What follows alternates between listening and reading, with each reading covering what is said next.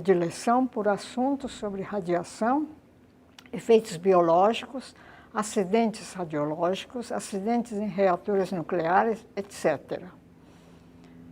Bom, talvez muitos jovens não saibam que o Brasil ficou internacionalmente conhecido por causa do acidente de Goiânia. Este acidente foi a descoberta, né, de uma fonte radioativa de Césio-137, fonte essa que era usada no tratamento de câncer.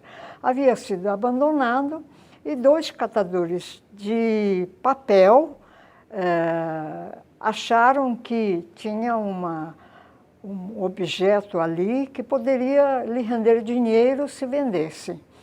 E eles foram lá, pegaram essa fonte abandonada, levaram para o quintal da casa de cada um deles, e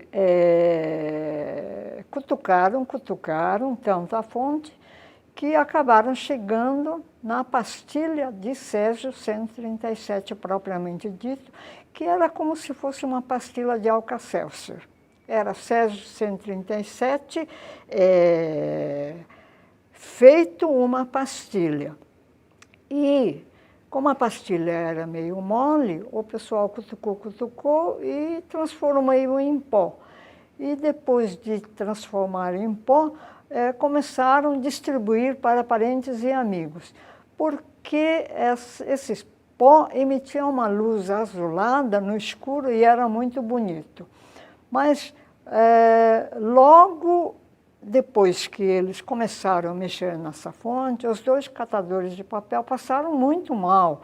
Eles começaram a vomitar, tinha ânsia de vômito, e um deles disse para o outro: eu estou assim tão mal, eu acho que eu comi manga com leite, misturei, e é por isso que eu estou assim. Aí o outro diz: olha, eu não comi nem manga nem leite, mas eu estou muito mal igual você, vomitando, com diarreia. E aí eles vão para algum hospital para ver o que se faz. Aí os médicos acham que eles estão com bolhas enormes na mão. Apareceu numa foto no jornal que eu, quando vi aquilo, levei um susto muito grande. E eles foram levados para o hospital de doenças tropicais. Foram sendo transferidos de hospital em hospital, até que, uma bela hora, a esposa do dono do ferro velho passa mal e ela, com intuição feminina, pega aquela coisa que havia sido deixada e pega um empregado do marido, do ferro velho, e diz: vamos levar este negócio na vigilância sanitária. E ele vai carregando aquilo e, como é pesado um pouco, vai deixando no chão e vai contaminando o chão no caminho por onde eles vão, contamina o ônibus inteiro.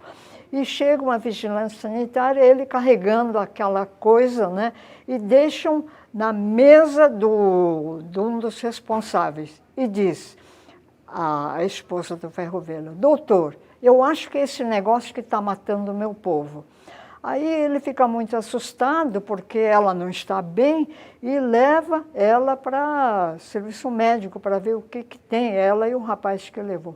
E aquela fonte fica numa cadeira, na mesa, que depois é levado para uma cadeira e deixado fora do prédio, na vigilância sanitária. Nessa época, na vigilância sanitária, tinha 81 funcionários. Todos eles vão ver essa fonte, o que é, vão cheirar, vão cutucar, vão mexer. E o mais estranho da história é que na época do acidente, eu estive lá em Goiânia, fui à vigilância sanitária e perguntei para eles: o que vocês podem me dizer sobre essa fonte? E eles, ninguém sabia nada. E eu vim a saber, muitos anos depois, que uma funcionária da vigilância sanitária escreveu um artigo sobre o que aconteceu com eles, quantas pessoas ficaram doentes, quantas pessoas já haviam morrido de câncer. E eu levei muito susto, né? Porque na época ninguém quis me dizer absolutamente nada. Mas fato é que este acidente é um acidente que, tristemente, o Brasil inteiro ficou internacionalmente conhecido por causa desse acidente, né? Um acidente radiológico com uma fonte de césio que havia sido abandonada.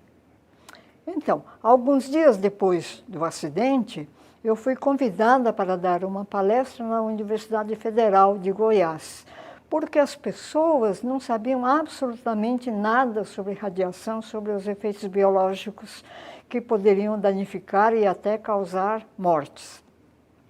E eu dei palestra logo após o acidente.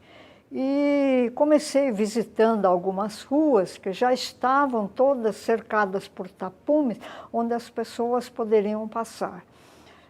Depois disso, um estudante de um colega meu da Universidade Federal lá de Niterói, tinha um aluno que queria fazer alguns experimentos. E ele tinha trazido terra do chão da cidade. Quando ele colocou para fazer medida, detectou que tinha traços de césio-137. Ele levou um susto muito grande e fomos lá buscar mais e mais material.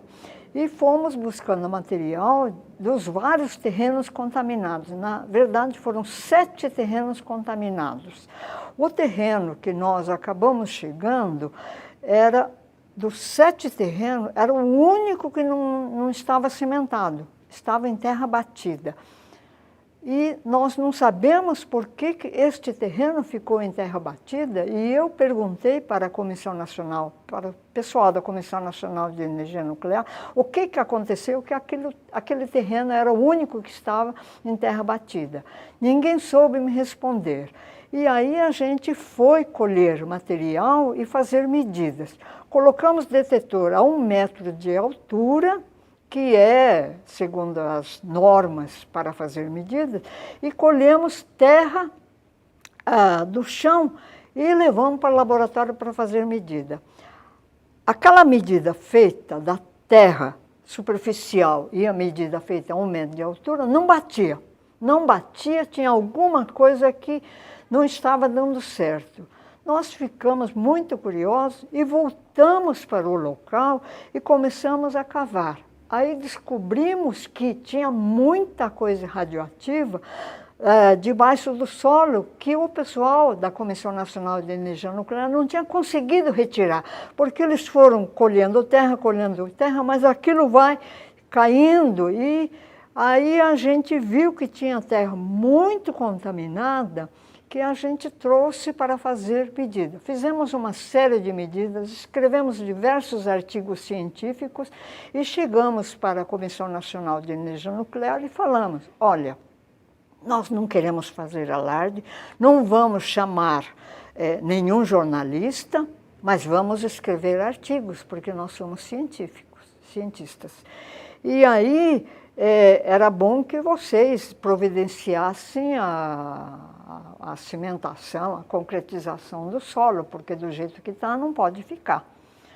Porque tinha um senhor morando lá, e esse senhor, ele ia todo dia catar material reciclável, papelão e metais, e tinha um container, né, grande ali no terreno dele. E várias vezes depois que eu voltei, e inclusive em 2013, este container ainda está lá. Quando esse pessoal cata uma porção de papelão, metal, né?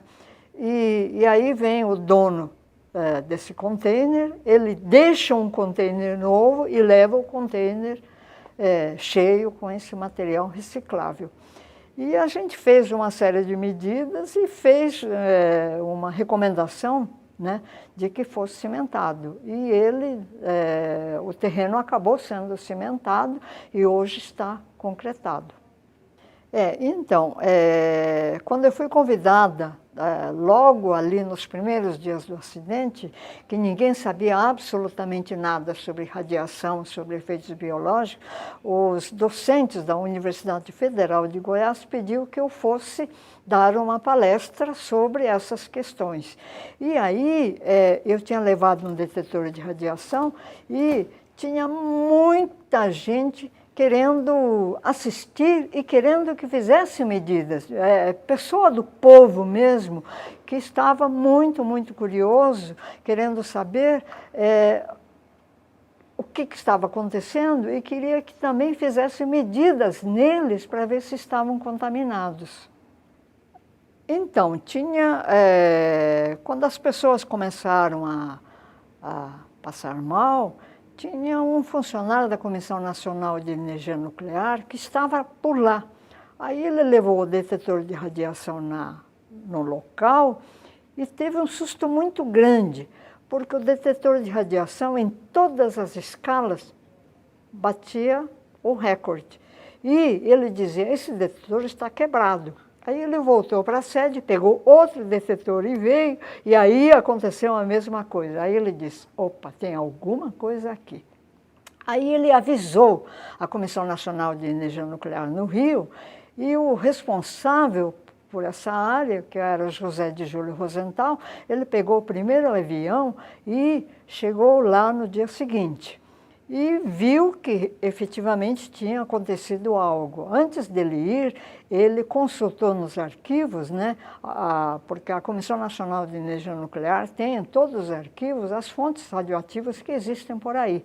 E aí ele descobriu que deveria ser uma fonte de césio-137, né, que o pessoal da radioterapia que cuidava disso, eles tinham mudado e tinham deixado num prédio.